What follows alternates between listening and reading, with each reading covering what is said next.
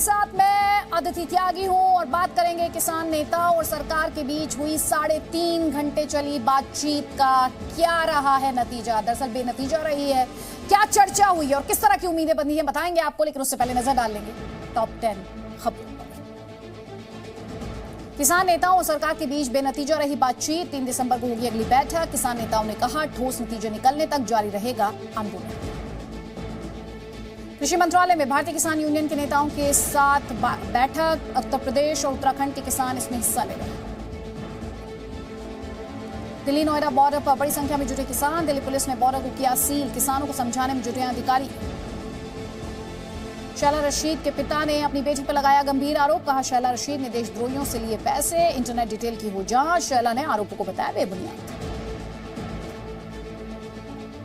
Greater Hyderabad नगर निगम चुनाव के लिए मतदान खत्म। 149 सीटों पर डाले गए वोट। टीआरएस और बीजेपी समर्थकों में हुई मारपीट। 4 दिसंबर को आएंगे नतीजे। बॉलीवुड अभिनेत्री उर्मिला मातोंडकर शिवसेना में शामिल। उद्धव ठाकरे की पत्नी रश्मि ठाकरे ने रक्षा सूत्र बांधकर पार्टी कराई ज्वाइन। विधान परिषद भेजेगी शिवसेना। जम्मू कश्मीर में डीडीसी चुनाव के लिए दूसरे चरण का मतदान खत्म। करीब 49% वोटरों ने किया मतदान। जम्मू की 18 और कश्मीर की 25 सीटों पर डाले गए वोट। पहले चरण में करीब 52% हुआ था मतदान। जम्मू कश्मीर में पाकिस्तान ने फिर तोड़ा सीज फायर। पुंछ के मेंढर में सीमा पार से फायरिंग। बीएसएफ का एक जवान शहीद। कोरोना वैक्सीन पर आईसीएमआर का बड़ा बयान। शायद पूरी आबादी को वैक्सीन लगाने की जरूरत नहीं पड़े। कहा हमारा उद्देश्य कोरोना ट्रांसमिशन चेन को तोड़ना। देश में 24 घंटे में कोरोना के 30,118 नए मामले आए सामने। एक दिन में 482 लोगों की मौत। अब तक करीब 89 लाख लोग संक्रमण से ठीक हुए। कोरोना के कुल मामले 94,62,000 के पार।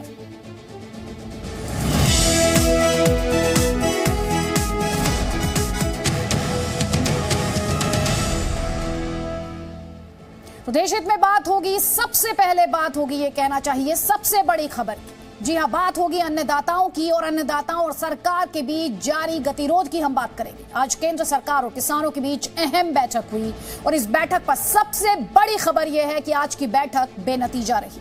इसका मतलब यह हुआ कि किसानों का आंदोलन आगे भी जारी रहेगा।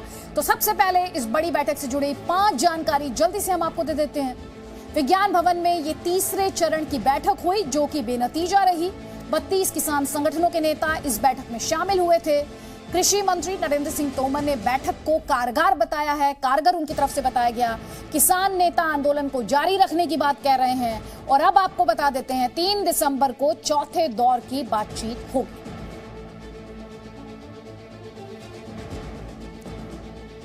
3.5 घंटा ये बातचीत हुई। नतीजे की उम्मीद जताई जा रही थी। अच्छी खबर आने की उम्मीद जताई जा रही थी, लेकिन सरकार और किसान संगठनों के बीच गतिरोध जारी है।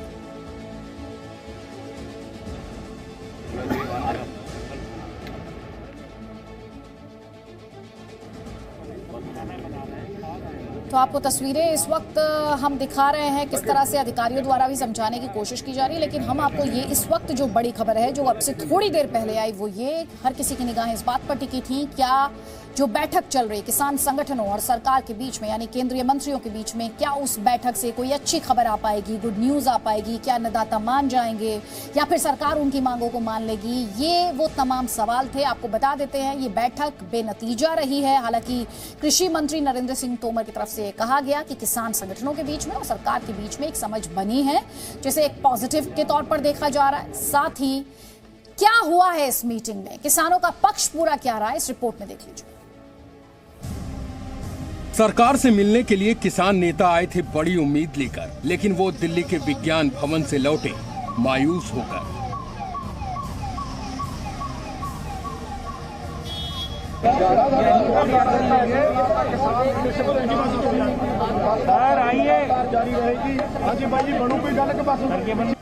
दिल्ली के विज्ञान भवन पर आज पूरे देश के किसानों की नजरें टिकी थीं। दोपहर से ही किसान विज्ञान भवन की ओर टकटकी लगाए देख रहे थे, क्योंकि यहीं पर 6 दिन के किसान आंदोलन के बाद सरकार और अन्नदाताओं के बीच अहम बैठक हुई। दोनों ही पक्षों के बीच ये मीटिंग करीब 3.5 घंटे तक चली। लेकिन जब किसान नेता विज्ञान भवन से बाहर निकले तो उन्होंने आज की बातचीत को बेनतीजा करार दे दिया। आंदोलन लगातार जारी रहूगा, यदि कोई परवाह नहीं सरकार जितनी मर्जी तकलीफ होगी। किसानों के साथ तीसरे चरण की इस बैठक में सरकार की तरफ से केंद्रीय कृषि मंत्री नरेंद्र सिंह तोमर, रेल मंत्री पीयूष गोयल और केंद्रीय मंत्री सोम प्रकाश शामिल थे। बैठक में क्या बातें हुई ये हम आपको बस थोड़ी देर में बताएंगे, लेकिन विज्ञान भवन से बाहर निकलकर केंद्रीय कृषि मंत्री नरेंद्र सिंह तोमर ने किसानों के साथ वार्ता को सही दिशा में बताया। वार्ता काफी ठीक रही और एक दूसरे के प्रति काफी समझ बनी है और हम सब लोगों ने यह तय किया है कि अब परसों वार्ता का चौथा चरण शुरू होगा और परसों तक ये लोग भी इशू अपने लेकर आएंगे और उन पर बिंदुवार फिर चर्चा की जाएगी। किसानों और सरकार के बीच अब अगली मीटिंग 3 दिसंबर को होगी। उस दिन क्या कुछ होगा, क्या निर्णय लिए जाएंगे, अभी से कहना मुश्किल है, लेकिन मंगलवार की बैठक में सूत्रों से जी न्यूज को जो जानकारी मिली है उसके मुताबिक सरकार ने किसानों के सामने कमेटी बनाए जाने का प्रस्ताव रखा था। सरकार ने ये भी प्रस्ताव दिया था कि कमेटी रोजाना बैठकर चर्चा करने को तैयार है ताकि जल्दी नतीजा निकल सके। सरकार ने किसानों के सामने प्रेजेंटेशन भी दिया था, लेकिन किसानों ने इस प्रस्ताव का विरोध किया। कहा कि उन्हें कमेटी बनाए जाने पर कोई आपत्ति तो नहीं है, लेकिन जब तक कमेटी किसी निष्कर्ष पर नहीं पहुंचती और कुछ ठोस बात सामने नहीं आती, तब तक उनका आंदोलन यूं ही जारी रहेगा। यानी सरकार और किसानों के बीच आज की मीटिंग का निष्कर्ष यही है कि गतिरोध बरकरार है और दिल्ली बॉर्डर पर कई दिनों से जमा किसान अभी रास्ता छोड़ने के मूड में नहीं है। ब्यूरो रिपोर्ट, जी मीडिया। और 3.5 घंटा चली इस मीटिंग से बाहर निकलने के बाद किसानों ने क्या कहा है, सुनिए। कि एमएसपी पर यदि खरीद न होगी तो वो खरीदेगा, न करने वाला जेल जाएगा और उसके बाद ही यहाँ से जाएंगे, पहले नहीं जाएंगे। ये निर्णय ले चुका है किसान। जब तक हम लोग इंतजार करेंगे, यहाँ पे बैठे हैं, अगर 3 तारीख को भी कोई डिसीजन नहीं लिया जाता है तो सभी तरफ से बॉर्डरों का जो घेराव किया जाएगा। दिल्ली के अंदर आने जाने वाली जो भी हर एक चीज़ है वो रोकी जाएगी। हम जब तक नहीं हटेंगे यहाँ से, जब तक ये 3 काले कानून हैं ये वापस नहीं लिए जाते। मैं अपने सारे साथियों के साथ यहाँ पहुँचा हूँ और हम सरकार से ये अपील करना चाहते हैं कि हमने आपको चुन के भेजा है। 250 से के करीब जो एमपी है वो किसान कहलाता है कि हम किसान के बच्चे हैं। दिल्ली का घेराव तब तक जारी रहेगा जब तक हमारी मांगे पूरी नहीं होती। ये तीनों काले कानून वापस होने चाहिए। जब तक समाधान नहीं होगा दिल्ली नहीं छोड़ेंगे, लेके जाएंगे या मर के जाएंगे। अब सरकार की मर्जी है, दे के भेज दो और या भाई लोगों ने मार दो, लेकिन पीछे नहीं हटेंगे। तो किसान ये कह रहे हैं जब तक तीनों कानून वापस नहीं होंगे ये आंदोलन जारी रहेगा। वहीं सरकार ये कह रही है कि बैठक सकारात्मक रही है, पॉजिटिव रही है, यानी 3 दिसंबर को होने वाली बैठक से हो सकता है गुड न्यूज यानी शुभ समाचार निकले। अब हम आपको दिल्ली हरियाणा के टीकरी बॉर्डर पर जमे किसानों के संघर्ष की कहानी दिखाते हैं।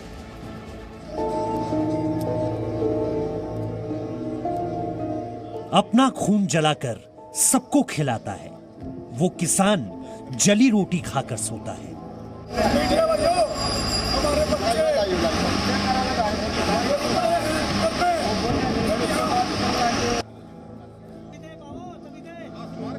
ये हमारे देश के अन्नदाता है।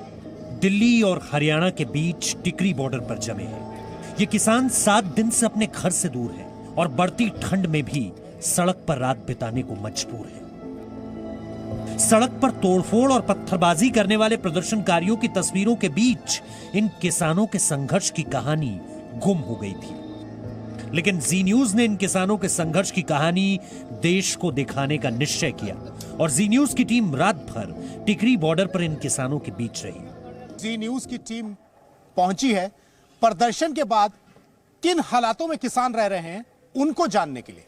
चलिए आपको लेके चलते हैं उन सभी किसानों के पास जो यहां पर आए हुए हैं कई 100 किलोमीटर दूर अपने घरों से, अपनों को छोड़कर, अपने बच्चों को, अपनी बीवी को, अपने परिवारों को छोड़कर यहां पर आए हैं और एक ही मांग कर रहे हैं कि केंद्र सरकार उनके लिए कोई ऐसा बिल लाए जो कि उनके लिए डेथ वारंट साबित ना हो। रात के 9 बजे है।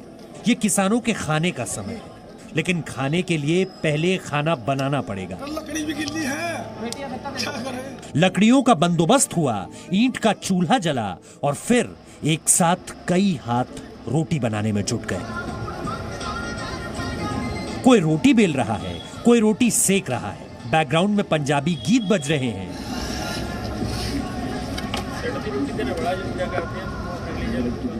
और अंत में सभी किसान रात का खाना खाते हैं। ये आधी जली रोटियां, ये कच्ची रोटियां जिसे देखकर हो सकता है आप खाने से मना कर दें, लेकिन ये अन्नदाता इन कच्ची रोटियों को भी आदर भाव के साथ स्वीकार करते हैं। ਸਾਡੀ ਫਸਲ ਇੱਥੋਂ ਜਾ ਕੇ ਕਿਸਾਨ ਬਿਹਾਰ ਦੇ ਵਿੱਚ ਵੇਚਦੇ, ਹੋਰ ਸੂਬਿਆਂ ਦੇ ਵਿੱਚ ਵੇਚਦੇ, ਫਿਰ ਤਾਂ ਮੋਦੀ ਸਾਹਿਬ ਦੀ ਗੱਲ ਇਹ ਹੋ ਸਕਦੀ ਸੀ ਵੀ ਦੇਖੋ ਸਾਡੀ ਜਿਹੜੀ ਸਰਕਾਰੀ ਰੇਟ ਹੈ ਇੱਥੇ 1888 ਝੋਨੇ ਦਾ ਰੇਟ ਹੈ ਪੰਜਾਬ ਦੇ ਵਿੱਚ ਹਰਿਆਣੇ ਦੇ, ਕਿਸਾਨ ਉਧਰ ਵੇਚ ਰਹੇ ਨੇ 3800 ਨੂੰ, ਨਾਲੇ ਤਾਂ ਉਧਰੋਂ ਮੰਨ ਲਓ ਜੇ ਆਮਦਨ ਦੁੱਗਣੀ ਦੀ ਗੱਲ ਹੁੰਦੀ ਤਾਂ ਉਹ ਕਿਸਾਨ ਨੂੰ ਦੁੱਗਣੀ ਮਿਲਦੀ ਫਿਰ ਤਾਂ ਠੀਕ ਹੈ, ਪਰ ਵੇਚ ਰਿਹਾ ਵਪਾਰੀ। पंजाब से आकर दिल्ली बॉर्डर पर रुके किसान अलग अलग टुकड़ियों में हैं, लेकिन इनका लक्ष्य एक है, सरकार से अपनी मांगे मनवाने और कृषि बिल पर भ्रम दूर करना।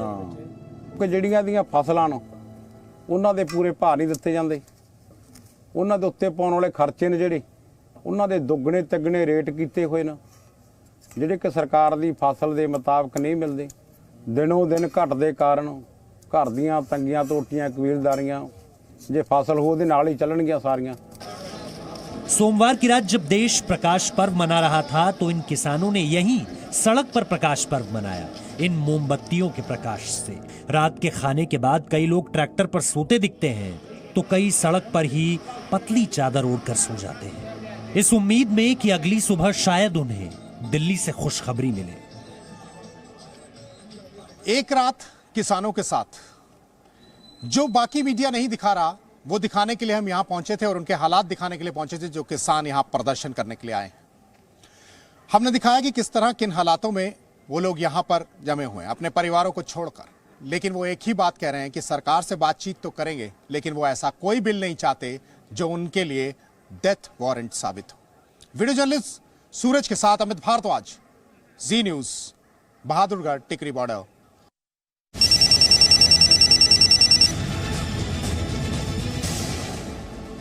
हमारी अगली खबर की शुरुआत में मैं आपसे एक सवाल पूछना चाहती हूं। आप में से कितने लोगों ने प्रधानमंत्री नरेंद्र मोदी को कल मोबाइल पर बात करते हुए देखा? ये सवाल हम आपसे इसलिए पूछ रहे हैं क्योंकि कल शाम वाराणसी में प्रधानमंत्री को फोन पर बात करते हुए देखा गया, और वो भी एक बार नहीं, तीन बार। बीते 24 घंटे से प्रधानमंत्री के वो 3 फोन कॉल चर्चा में हैं, और सवाल ये, आखिर प्रधानमंत्री किससे बात कर रहे थे?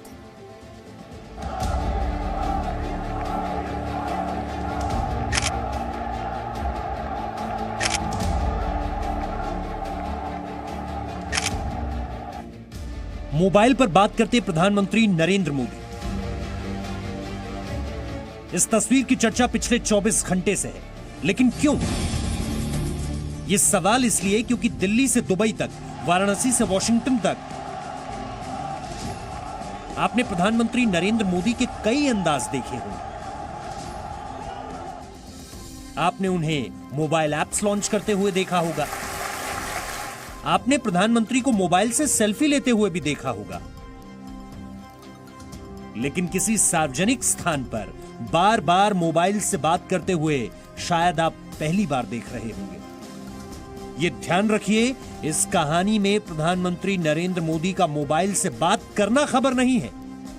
खबर है किसी सार्वजनिक जगह पर बार बार प्रधानमंत्री का मोबाइल पर बात करते हुए देखना। और खबर के पीछे की खबर है कि प्रधानमंत्री नरेंद्र मोदी वाराणसी के कार्यक्रम में इतनी व्यस्तता के बाद भी किससे बात कर रहे थे? सोमवार को प्रधानमंत्री नरेंद्र मोदी काशी में थे। काशी विश्वनाथ की पूजा अर्चना के बाद उन्होंने गंगा घाट पर देव दीपावली मनाई। देव दीपावली मनाने के बाद प्रधानमंत्री संत रविदास घाट गए, और संत रविदास घाट पर ही प्रधानमंत्री ने 11 मिनट में 3 बार फोन पर बात की। अब आपको एक एक कर इन 3 फोन कॉल्स की पूरी कहानी बताते हैं। प्रधानमंत्री नरेंद्र मोदी संत रविदास घाट की सीढ़ियां चढ़ रहे थे। उसी वक्त पीली स्वेटर में दिख रहे उनके एक सहयोगी ने पीछे से आकर प्रधानमंत्री की ओर मोबाइल बढ़ाया। पीएम ने अपने बाएं हाथ से मोबाइल लिया और सीढ़ी पर रुककर ही उन्होंने करीब 10 सेकंड तक बात की।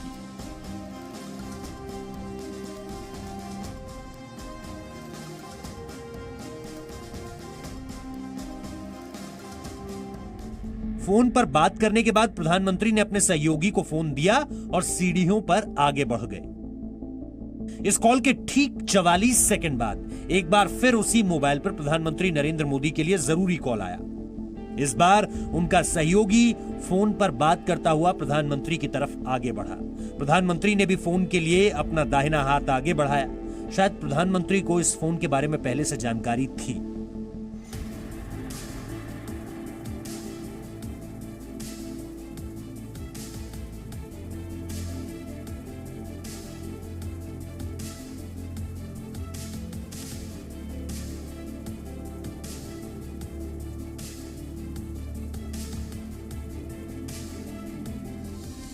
प्रधानमंत्री फोन पर बात करने लगे और सहयोगी सीढ़ियों पर चढ़कर आगे चला गया।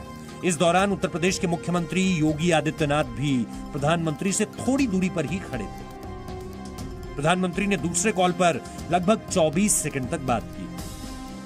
24 सेकंड तक फोन पर बात करने के बाद प्रधानमंत्री ने सहयोगी को फोन वापस दे दिया और आगे की तरफ बढ़ गए।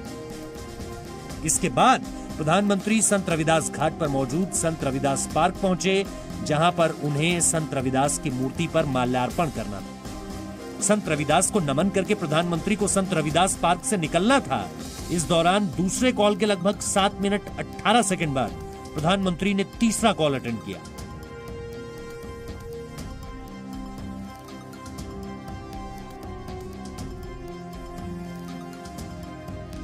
प्रधानमंत्री के सहयोगी ने इस बार सामने से आकर उनको फोन दिया और एक तरफ आकर बात करने का इशारा किया। सहयोगी प्रधानमंत्री को यह बताने की कोशिश कर रहा था वो कहां पर खड़े होकर बात कर सकते हैं। इस दौरान भी मुख्यमंत्री योगी आदित्यनाथ प्रधानमंत्री से थोड़ी दूर पर मौजूद थे। थोड़ी ही दूर पर प्रधानमंत्री की गाड़ी भी नजर आ रही थी, जिसमें बैठकर उनको यहां से निकलना था। लेकिन इस बार बात कुछ ज्यादा महत्वपूर्ण लगी, क्योंकि प्रधानमंत्री ने 2 मिनट से ज्यादा तक तीसरे फोन कॉल पर बात की। इसके बाद प्रधानमंत्री संत रविदास पार्क से सारनाथ की ओर बढ़ गए। प्रधानमंत्री ने फोन पर क्या बात की, किससे बात की, किस मुद्दे पर बात की, इसके बारे में तो कोई जानकारी नहीं मिल पाई।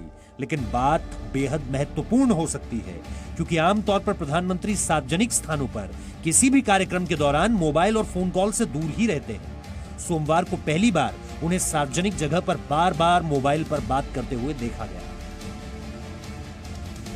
विशाल पांडे, जी मीडिया, वाराणसी। आगे बढ़ेंगे। क्या आप शैला रशीद को जानते हैं? जेएनयू में देश विरोधी नारे का समर्थन करने वाली शैला रशीद के बारे में आपने सुना जरूर होगा। उन्हीं शैला रशीद के पिता ने अब अपनी बेटी को देशद्रोही कहा है। शैला रशीद पर टेरर फंडिंग जैसे गंभीर आरोप उनके पिता लगा रहे हैं। कश्मीर के नौजवान संघर्ष करो, कितने अफजल मारोगे, कितने अफजल मारोगे। Burhan Wani never attacked anyone. Burhan Wani never killed anyone. टुकड़े टुकड़े गैंग की सदस्य शैला रशीद आतंकी बुरहान वानी को निर्दोष कहती है। Burhan Wani never attacked anyone. Burhan Wani never killed anyone. Shaila Rashid के पिता बेटी से जान का खतरा बताते हैं। बॉडीगार्ड है इसका साकिब, उसने मेरे को पिस्टल दिखाई, कहा जी आपकी खैरियत यही है कि आप घर में घुसने की कोशिश मत करो। शैला रशीद भारतीय सेना पर सवाल उठाती है। आप सिंपली जो है घरों में जाके घुस के मार नहीं सकते हैं लोगों को। शैला रशीद के पिता बेटी को ही देशद्रोही कहते हैं। जहूर वटाली और रशीद इंजीनियर टेरर फंडिंग के केस में एनआईए की कस्टडी में है, तो मेरी भी बेटी उनके साथ एसोसिएटेड है ना, मुझे भी तो पूछना है ना उसको। शैला रशीद खुद को बेरोजगार कहती है। मैं कहां से आई हूं? क्या मैं किसी पॉलिटिकल डायनास्टी से हूं? क्या मेरे पास करोड़ों रुपया है? नहीं। शैला रशीद के पिता बेटी पर टेरर फंडिंग के आरोप लगाते हैं। इसमें 100% इन्वॉल्वमेंट टेरर फंडिंग का निकलेगा, बाहर की फंडिंग का निकलेगा। करोड़ों रुपए लेकर शैला रशीद की देश विरोधी साजिश, ये पारिवारिक लड़ाई है या फिर देशद्रोह वाली सच्चाई? जेएनयू की पूर्व छात्र नेता शैला रशीद से जुड़े ये दो बड़े सवाल सोमवार से ही पूरे देश में चर्चा का विषय बने हुए हैं। हम इन सवालों का सच जानने की कोशिश करेंगे, लेकिन सबसे पहले आपको मालूम होना चाहिए कि आखिर शैला रशीद कौन है और उसका पहले का देश विरोधी कनेक्शन क्या रहा है। कितने इसके लिए आपको 9 फरवरी 2016 की घटना को याद करना होगा, जब दिल्ली में आतंकी अफजल गुरु की बरसी के दिन जेएनयू के अंदर अफजल प्रेमी गैंग देश विरोधी नारे लगा रहा था, बंदूक के दम पर कश्मीर लेने की धमकी दे रहा था। कश्मीर में लड़ाई जनता का लाल सलाम, कितने अफजल मारोगे? शहला रशीद इसी वक्त चर्चा में आई, क्योंकि तब वो जेएनयू छात्र संघ की उपाध्यक्ष थी और जेएनयू में लगे देश विरोधी नारों का खुलकर समर्थन किया था। अब इस चेहरे को भी देखिए, नाम उमर खालिद, टुकड़े टुकड़े गैंग का सबसे बड़ा मेंबर, जेएनयू में देश विरोधी नारों का मास्टरमाइंड, दिल्ली दंगों में भी साजिश रचने का आरोप। उमर खालिद और शहला रशीद एक ही गैंग के सदस्य हैं, दोनों जेएनयू से रहे हैं और दोनों का नाता कश्मीर से है। दोनों की जुबान और सोच देश विरोधी है। यहाँ सिर्फ शहला रशीद की बात करें तो शहला के पिता अब्दुल रशीद शोरा ने ही अपनी बेटी को देशद्रोही करार दिया है। मुझे लग रहा है किसी इलीगल एक्टिविटी में इन्वॉल्व है।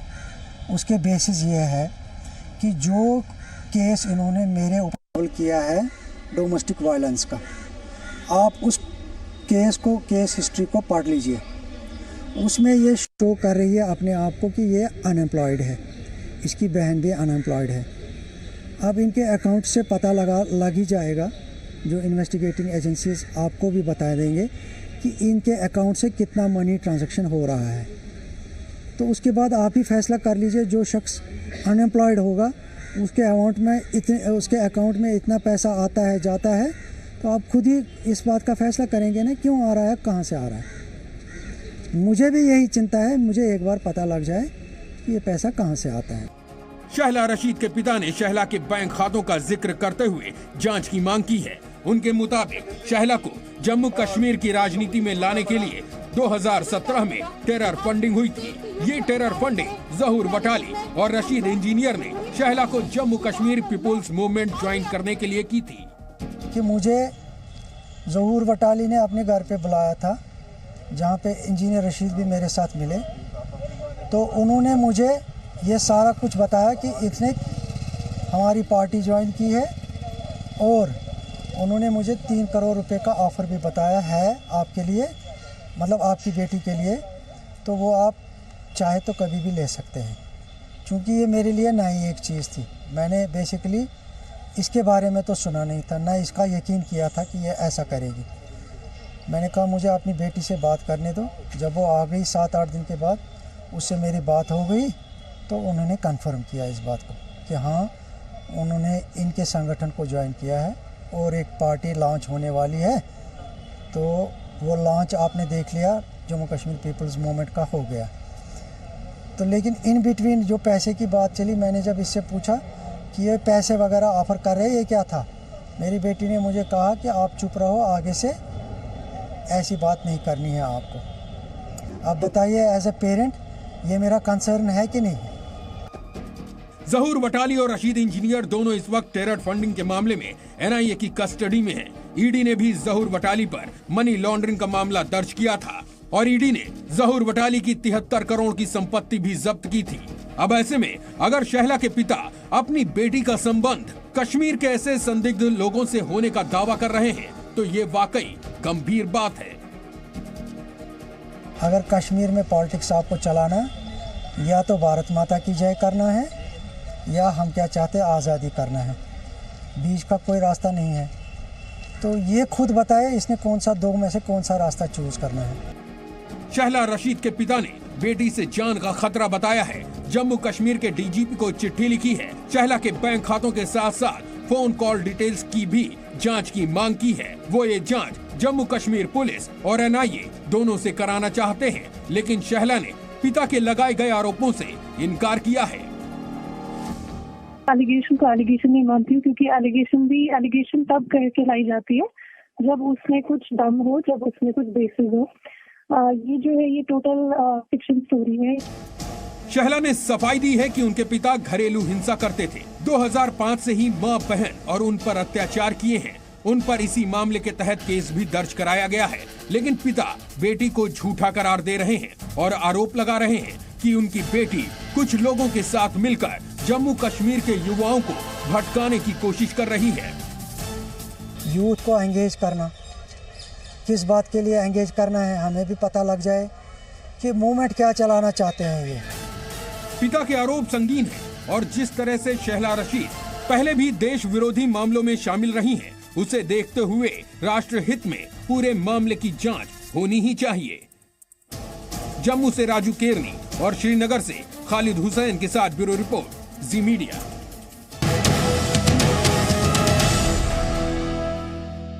Presenting B News app, available on Google Play and App Store. Download it now.